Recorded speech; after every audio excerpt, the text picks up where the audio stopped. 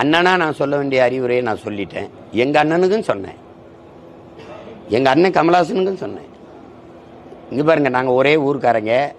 என்னை விட அவர் எவ்வளவு பெரிய ஆள்னு உங்களுக்கு தெரியும். நான் சொன்னேன், அண்ணன் இது ரொம்ப ஐயா ரஜினி ஐயாவுக்கு நான் சொன்னேன், அவருக்கு ஐயா இது வேண்டாம், இது ரொம்ப கொடுமையான ஒரு இதாக இருக்குது. எனக்கு வழி கிடையாது. ஏன் நான் விரும்பியதில் நம்ம கட்சி ஆரம்பித்து நாட்டை முதலமைச்சராக்கி அப்படி ஆளணும் அப்படிலாம் அப்படி கிடையாது. செத்து போச்சு என்ன தெரியல தள்ளி விட்டு நான் என் வீட்டு வாலி விழுந்துருச்சுன்னு தான் கிணத்துல குதித்தேன். மூலிகை எடுக்க போகும்போது என் பரம்பரையே மூலிகை கிடக்குன்னு தெரிஞ்சவொன்னா ஐயோ அப்படின்னு நின்றுட்டேன். இப்போ அதுதான் இங்கே இப்போ நடந்துக்கிட்டு இருக்கு.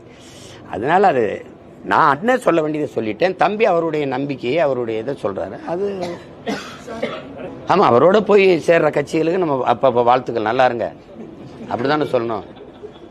அண்ணே நான் இந்த பொண்ணை, அண்ணே இந்த பையனை விரும்புகிறேன்னே, நான் கல்யாணம் பண்ணிக்கிறேன், நல்லா இருக்கு தங்கச்சி அப்படி தான் சொல்ல முடியும் இல்லையா? நாசமாக போயிடுவேன். நீ எதுக்கு வேணா போய் கல்யாணம் இப்படியே சொல்ல முடியும்? இப்படியே சொல்ல முடியும்? பார்வையில் அது இப்போ நீங்கள் ஒரு ஊடகவியலாளராக நீங்கள் பேசுங்க. இப்போ ஐயா விஜயகாந்த் கூட போய் மக்கள் நல கூட்டணி ஆரம்பித்தாங்கன்னா, அது அன்னைக்கு கூட நான் சொன்னேன். அவர் முதல் தேர்தலில் 8.5 விழுக்காடு பெற்று அவர் வென்றிருந்தார். ரெண்டாவது வந்த பக்கத்திலே வந்த பாராளுமன்ற தேர்தலில் 10.5 விழுக்காடை தொட்டார். அந்த வாக்குக்காக அம்மையார் ஜெயலலிதா அவரை கூப்பிட்டு 45 சீட்டு கொடுத்தாங்க. அதில் அவர் வென்று திமுகவை முந்தி போய் அவர் எதிர்கட்சி தலைவராக இருந்தார். அப்போ எதிர்கட்சி தலைவராக இருந்தார். திருப்பி அவர் வரும்போது இந்த திமுக வேணாம் அதிமுக வேணாம்னு சில கட்சிகள் முடிவெடுத்தாங்க. அதில் எங்கள் அண்ணன் வைகோ, அண்ணன் திருமாவளவன், கம்யூனிஸ்ட் இயக்கங்கள், அண்ணன் ஜவஹர்லால் போன்றவர் இவங்கெல்லாம் சேர்ந்து ஒரு கூட்டணியை ஐயா விஜயகாந்த் அவர்கள் தலைமையில் உருவாக்கினார். அப்போ அதில் அவருக்கு ஒரு 10 விழுக்காடு 15 விழுக்காடு 10.5 விழுக்காடு வாக்கு இருக்குதுன்னு ஒன்று இருக்குது.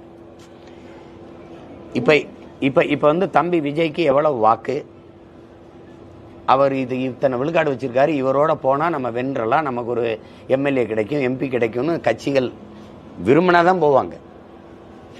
ஆனால் அவர் அழைப்பு விடுக்கிறது அவர் உரிமை, அதில் போய் சேர்றதும் சேராது அவரவர் உரிமை. எங்களுக்கு எப்போவுமே தனிச்சு போட்டி, இது எங்களுடைய நிலைப்பாடு, எங்களுடைய உரிமை. அதை போய் அதை என்ன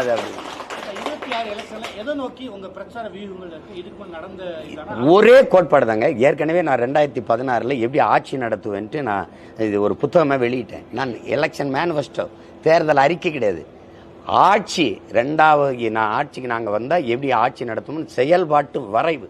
கல்வி எப்படி இருக்கும், மருத்துவம் எப்படி இருக்கும், சாலை எப்படி இருக்கும், எல்லா குடிநீர் எப்படி விநியோகம் பண்ணுவோம், மின் உற்பத்தி விநியோகம் எப்படி, வேலை வாய்ப்பு எப்படி பெருக்குவோம், இது மாதிரி கொடுத்துருக்கோம்.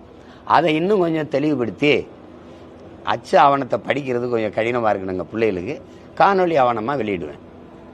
சார் 2026 வர சட்டமன்ற எலெக்ஷனுக்கு இப்பயே நீங்கள் இல்லை, அவர் கேட்டதுக்கு பதில் சொல்லிடுறேன். எங்களுடைய இலக்கு ஆள் மாற்றம், ஆட்சி மாற்றம் அல்ல. நல்லா உங்களுக்கு சொல்கிறது மூலமாக எல்லாருக்கும் சொல்லிடுறேன். ஆள் மாற்றமோ ஆட்சி மாற்றமோ எங்கள் இலக்கு அல்ல. அடிப்படை அமைப்பு அரசியல் மாற்றத்திற்கு வந்த புரட்சியாளர்கள் நாங்கள். என்ன சீமான் அடிப்படை அமைப்பு, அதெல்லாம் உங்களுக்கு பலமுறை நான் விளக்கி பேசிட்டேன். ஆனாலும் 1-2 சொல்கிறேன். என் தங்கச்சி எம்எல்ஏவாக இருக்காங்க, திருப்பி பதவி ஆசையில் எம்பிக்கும் போட்டிடுறாங்க. அந்த கட்சி எம்பிக்கும் கொடுக்குது. இங்கேயே நிறைய நடந்திருக்கு. எம்பிக்கு வென்றுட்டா எம்எல்ஏவை ரிசைன் பண்ணுறாங்க, பதவி விலகிறாங்க. வலுக்கட்டாமல் என் மக்கள் மேலே ஒரு இடைத்தேர்தல் திணிக்கப்படுது.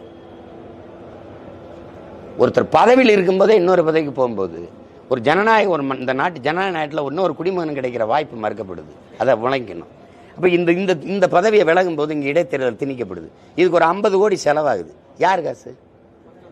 அப்போ நான் என்ன சொல்கிறேன், இவன் ரொம்ப பதவி ஆசையில் அங்கே தவறான்னா ஒன்று செய், நீ பதவி ஏறதுக்கு முன்னாடி இடைத்தேர்தல் இங்கே வைக்க வேண்டியது இருக்கும் தொகுதியில், அதுக்கு 50 கோடி செலவு, 50 கோடியை கட்டிட்டு நீ அதில் போய் பதவி ஏற்றுக்கன்னு சொல்லணும். இது என்ன மாற்றம்? அடிப்படை அமைப்பு மாற்றம். உங்களுக்கு சிக்கல் புரியுதா? ஒரே நேரத்தில் ராகுல் காந்தி வட இந்தியாலையும் போராடுவார், தென் இந்தியாவில் வயநாட்டிலையும் போட்டிடுவார். ஒன்று மக்களை நம்பு, இல்லை உன்னைய நம்பு, இல்லைன்னா மக்களை நம்பு. எல்லா பக்கமும் போட்டு இப்போ இன்னொருத்தர் கிடைக்கிற வாய்ப்பு மறுக்கப்படுது. நீங்கள் ஒரு தொகுதியில் தான் வென்றதை வச்சுக்கிறீங்க, இன்னொரு தொகுதியில் விலகிறீங்க. அந்த இடத்துல தேர்தல் திணிக்கப்படுது. எங்களுக்கு வரிசையில் நிற்கிறது, ஓட்டு போடுறது, நீங்கள் கத்துறது, அப்படியே கேட்கறது, இதுவல்ல நாட்டு மக்களுக்கு தேர்தல். ஏன் இவ்வளவு திணிச்சு இப்படி பெரிய இதாக கொண்டாட்டமாக்குறீங்க? அமெரிக்கா மற்ற நாடுகளெல்லாம் இப்படி இருக்குதான்னு ஒரு தடவை பாருங்கள். அதை நீங்கள் கேள்வியை தீர்த்துக்கிங்க. இந்தியாவில் ஜாதிவாரி கணக்கெடுப்பு இவங்க எடுக்கலை. ரெண்டு கட்சியுமே, இந்த காங்கிரஸோ பாரதிய ஜனதா ரெண்டுமே இந்த சாதிவாரி கணக்கெடுப்புக்கு எதிரானதா இருக்கும். இப்போ சகோதரர் ராகுல் காந்தி அடிக்கடி சாதிவாரி கணக்கெடுப்பு எடுக்கணும் பேசுறாரு. அவர் நேத்தான் கட்சி ஆரம்பிச்சு அவங்க ஆட்சிக்கு வந்த மாதிரி சொல்றாங்க. சாதிவாரி கணக்கெடுப்பு, சாதி வேண்டாங்கிறாரு சீமான், சாதிவாரி கணக்கெடுப்பு எடுக்க சொல்றாரு அப்படின்னு. சாதியை ஏற்றதாழ்வுகளை ஒழிக்க, அதை ஒழிக்க இருக்கிற கடைசி கருவியே சாதிவாரி கணக்கெடுப்பு தான். எல்லாருக்கும் எல்லாம் கிடைச்சிரும்னா எனக்கு எதுக்கு சாதி சங்கம்? நத்தை தனக்கு பாதுகாப்பு இருக்காது, எல்லாரும் குச்சியை தொட்டு விளையாடுவாங்க, கொள்வான் தான் அதுக்கு தன்னை தற்காக்க ஒரு கூடு தேவைப்படுது. நாங்கள் ஒற்றுமையாக இருந்தால் தான் எங்களுக்காக அந்த ஒரு ரெண்டு உரிமையும் பெற முடியுங்கிற நிலைமைக்கு தள்ளப்படும் போது தான் சாதி அமைப்புகள் தானாக உருவாகிடுது. எல்லாருக்கும் உண்டானதை நீங்கள் கொடுத்துட்டீங்கன்னா அது தேவைப்படாது. வகுப்பு வாரி பிரதிநிதித்துவம்ங்கிறது குடிகளின் எண்ணிக்கைக்கு ஏற்ப அவரவர்களுக்கு கொண்ட உரிமையை கொடுத்துடணும். எளிய உதாரணத்தில் நான் விளக்கணும்னா, 5 பேர் இருக்க வீட்டுக்கு 50 பேர் சாப்பாடை நீங்கள் அனுப்பாதீங்க, 50 பேர் இருக்க வீட்டுக்கு 5 பேர் சாப்பாடை அனுப்பாதீங்க. இது நீதி இல்லை, அநீதிங்கிறோம். இப்போ ஒரு கேள்வி தானே. ஒரு குடும்ப அட்டைக்கு 10 கிலோ அரிசி, ஒரு வீட்டில் ஒரு அப்பத்தா இருக்கா, அவள் ஒருத்தி தான். அவள் போய் ஒரு கிலோ ஒரு அட்டையை காட்டி 10 கிலோ அரிசியை வாங்கிட்டு வந்துடுறா. பக்கத்து வீட்டில் நாங்கள் 10 பேர் இருக்கோம், அண்ணன் தம்பி அக்கா தங்கச்சி எல்லாம், பெரிய குடும்பம். குடும்ப அட்டைக்கு 10 கிலோ அரிசி தான். அந்த ஒரு அட்டையை காட்டி எங்களுக்கும் 10 கிலோ அரிசி தான். இது சரியான பயிர் வாங்குறதா இங்கே இருக்கிற கேள்வி.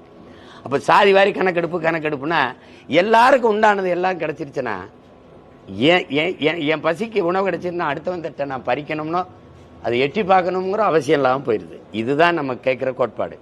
அதை நிதிஷ்குமார் எடுத்தாரு, பல அந்தந்த மாநில கட்சிகள் எடுக்க முன் வருது. திமுக எடுக்காது, திராவிட கட்சிகள் எடுக்கவே எடுக்காது. அது உங்களுக்கு தெரியும், சட்டநாதன் அறிக்கையிலிருந்து அந்த காலத்திலிருந்து வலியுறுத்தி வர்றாங்க, எடுத்தால் நீ உனக்கு நீட்டுற இடத்துல காட்டுற இடத்துல கையெழுத்து போடுற ரப்பர் ஸ்டாம்ப் வச்சிருக்கக்கூடாது. இந்த நாட்டாமை படத்துல ஓரத்துல இருந்து மிச்சர் திம்பார்ல, அந்த மாதிரி ஆள உருவாக்கூடாது. அதுக்கு பேர் மக்களாட்சி இல்ல, மக்களாட்சிக்கு எதிரான துரோகம். நீங்க என்ன செய்யணும்? சொல்லிக்கிட்டே வருவேன் பாருங்க, இப்ப சொன்ன பாருங்க. ஆமா, அதான் அடிப்படை அமைப்பு அரசியல் மாற்றம் தேவைப்படுது. இந்த அரசியல் இந்த இதையே மாற்றணும் நீங்க. அது இல்லாம கஷ்டம். அது இல்லைன்னா இந்த நாட்டை சரி செய்ய முடியாது. அதுக்கு தான் என்ன சொல்றேன், கட்சி ஆட்சிகளால் முடியாது, புரட்சி ஒன்றால் தான் முடியும். புரட்சின்னு சொல்லிட்டு அது எப்ப வரும்னு, வறட்சி அதிகமாகும்போது தானே புரட்சி வரும். லெனின் சொல்றான்ல, இதுவரை வாழ்ந்தது போல இனி எப்படியாது என்கிற நிலை உருவாகுமானால் மக்கள் புரட்சி செய்வார்கள். அதுதான் இலங்கையில் நடந்தது, அதான் பங்களாதேஷில் நடந்தது, நாளைக்கு இங்கே நடக்கும். எழுதி வச்சுக்கிறீங்க, தேனியில் சொல்கிறேன். நான் இருப்பேன் இல்லை, ஆனால் என்னைக்காவது ஒரு நாள் அன்னைக்கே சொன்னாயாவே நான் சொன்னது நடக்கும். எங்கள் தாத்தா சொன்னது நடந்தது இல்லை. தெய்வ திருமகன் நாளைக்கு பாருங்க, அவர் வணக்க நாள், அவர் சொல்றாரு பாருங்க, பாலை விற்பது போல தண்ணீரை விற்பார்கள், புறாக்கள் கூடு கட்டி வாழ்வது போல இந்த மக்கள் வீடு கட்டி வாழ்வார்கள். இன்னைக்கு அடுக்க இருக்கு பாருங்க, பிளாட்ஸ். அவர் காலத்தில் இல்லை, ஆனால் சொல்றாரு தண்ணீரை விற்கிறான்.